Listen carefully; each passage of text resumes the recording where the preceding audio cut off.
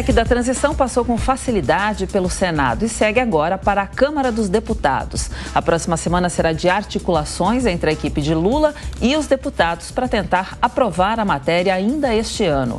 Quem explica os bastidores é a repórter Marília Sena. A próxima semana será de articulações intensas para a aprovação da PEC da transição.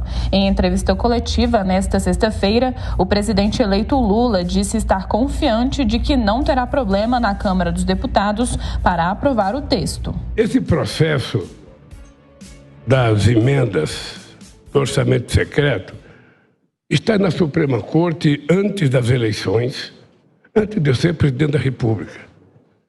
E se está na Suprema Corte, em algum momento eles vão pautar. E eu, sinceramente, não tenho ainda nenhuma interferência e nenhum poder de interferência na Suprema Corte para decidir quando e como eles vão votar. É uma decisão da Suprema Corte de tomar a decisão de votar. E, para mim, não tem nenhum problema, porque todo mundo sabe o que eu penso de emenda parlamentar. Eu fui deputado constituinte e eu sempre achei que a emenda de deputado é uma coisa importante. O que não precisa é ser secreta. A emenda do deputado, ela pode ser uma emenda muito importante se ela estiver acoplada ao orçamento do governo e às obras preferenciais do governo.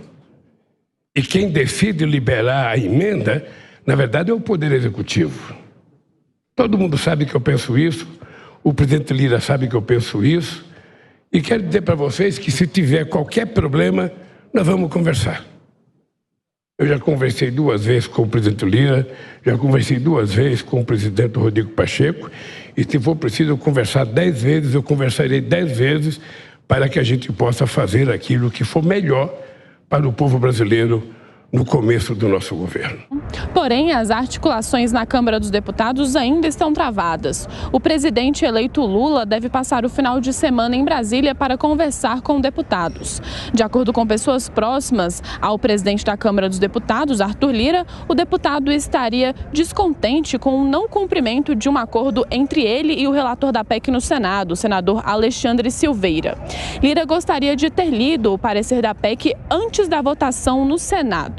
O líder do PL na Câmara dos Deputados, Altineu Cortes, afirmou que ainda não conversou com Lira sobre a PEC e uma reunião poderá acontecer na segunda-feira. O PL é o partido do presidente Jair Bolsonaro e a maior bancada dentro da Câmara, com 76 deputados. A PEC da transição assegura o pagamento do Auxílio Brasil no valor de R$ 600 para os inscritos no programa e abre um espaço no orçamento de 75 bilhões para outras áreas como saúde e educação. Apesar de o pagamento do Auxílio Brasil em R$ 600 ter sido promessa de campanha dos 2 candidatos, a bancada bolsonarista da Câmara articula para diminuir o valor da PEC, que está atualmente em 168 bilhões. Zé Maria, essa próxima quarta-feira está sendo chamada aí de super quarta, né? Porque vai ter, além da continuidade aí do julgamento do Supremo sobre a constitucionalidade do orçamento secreto, tem a votação da PEC na Câmara, né? Que também acontece nesse mesmo dia, e essa coincidência aí vira um instrumento de pressão do Congresso sobre o governo de Lula para manter as emendas secretas do relator? Seria coincidência, né, Cláudia? Olha, dizem por aqui, no jargão político, de que jabuti não sobe em árvore. Se você vê um jabuti numa árvore, ou foi enchente ou mão de gente, né? Então, adiaram a decisão do Supremo, adiaram também a decisão na Câmara dos Deputados. Mas o presidente da Câmara, Arthur Lira, dá um sinal positivo, né?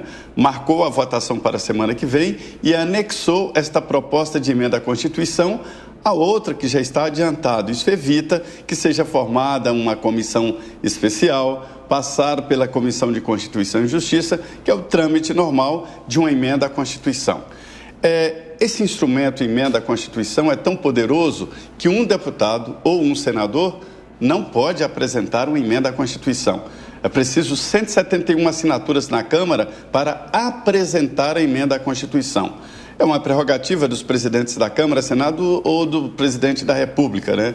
Para se ter uma ideia da importância do instrumento da emenda à Constituição, além do quórum qualificado. E estão desmoralizando esse instrumento importantíssimo que é mudança na Constituição. Na verdade, essa história de pagar o Bolsa Família, que é a continuidade do Auxílio Brasil, é uma placa, uma propaganda. Na verdade, o futuro governo quer a liberação ali de cerca de 200 bilhões ou mais, 200 bilhões. A Marília está certa, o cálculo inicial é esse aí, de 168 bilhões.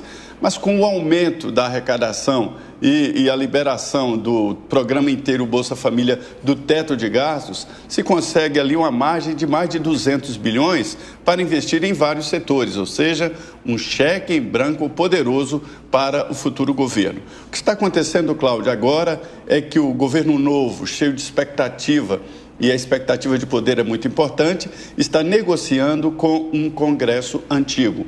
O novo toma posse em fevereiro. Ô Zé, nós estamos juntos aqui na Jovem Pan há muitos anos e a gente sempre discutiu a reforma tributária. E o ex-prefeito de São Paulo, o futuro ministro da Fazenda, Fernando Haddad, está querendo priorizar essa reforma logo no primeiro ano dessa nova gestão. Quais são as condições políticas para que finalmente essa reforma seja aprovada? Precisa combinar com os governadores, que também estão tomando posse agora em janeiro, ou teremos de novo aquelas colchas de retalhos? Você se lembra muito desse termo usado naquela proposta do Mussa Demes, hein? Faz tempo, hein, Zé Maria? Mussa Demes, depois Germano Rigoto, Sandro Mabel, né? Nós vimos muitos. Bons tempos aqui na Jovem Pan, Tiago. Tenho orgulho de trabalhar sempre aqui com você. Olha, Tiago, surpreendentemente, eu estou sentindo, através de conversas com integrantes do Congresso Nacional, de que a reforma tributária é uma prioridade do futuro governo, viu? A indicação é de que ela será aprovada. Pela primeira vez na história, os empresários deram o sinal verde para um projeto de reforma tributária. O que eu ouvi de setores importantes que são satélites do Congresso, né?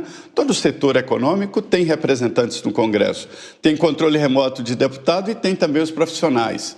E o que eu escuto é o seguinte, que os empresários aceitaram aumentar a carga tributária e simplificar o pagamento.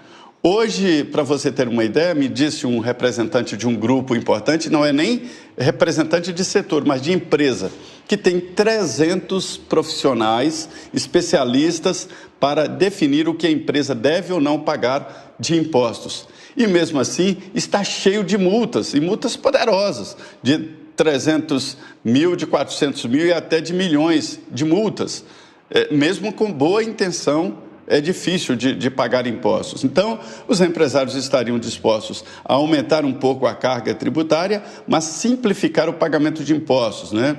Seria o fim, por exemplo, desse poder que hoje o contador tem, que é uma figura central, um departamento inteiro, né, de contadores. A simplificação vai reduzir isso. Então, eu estou otimista ao ouvir de vários setores de que a reforma tributária agora é prioridade. Só o seguinte, Tiago, nós já escutamos isso muitas vezes. Muitas vezes. Até já, Zé Maria. Agora a gente deixa Brasília e vai para o Rio de Janeiro.